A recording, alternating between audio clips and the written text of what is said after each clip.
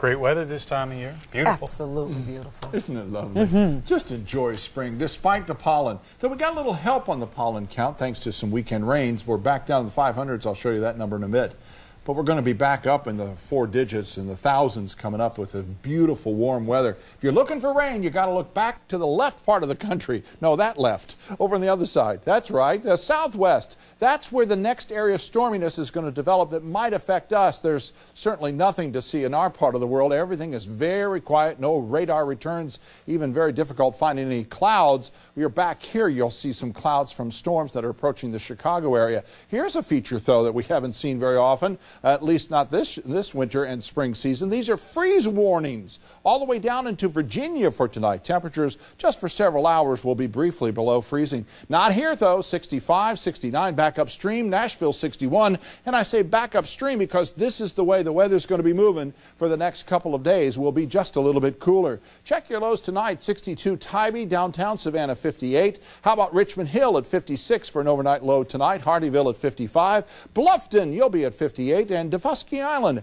60 degrees for an overnight low tonight. Future Max keeps us quiet, too. Very few clouds first thing in the morning at 7 o'clock. 9 o'clock, might see some clouds starting to work their way in toward the lunch hour, but it will not affect your lunch hour tomorrow. You'll be in good shape. And for the ride home, there's some more clouds, especially to our southern counties. Any risk of precipitation looks to be Jacksonville southward because this area of high pressure is drifting almost due south coming across the Carolinas. Here you are on Tuesday. Next weak front, and it is a weak front indeed, will push through the Tennessee Valley with some showers. Better chance of showers once it gets offshore first thing Thursday morning. But one high, two high, that'll keep everything farther to the north, and the next storm, in fact, will head for the Great Lakes. No problems there. Mentioned the pollen count. Here it is. 535 was the number earlier today.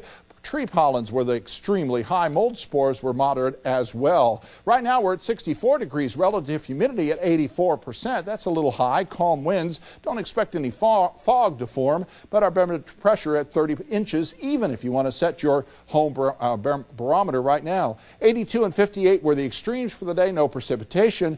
We're still almost an inch and a half below normal, so we'd like to see some more rainfall. Small craft advisory for our mariners tomorrow. Northeast winds 15 to 25 knots.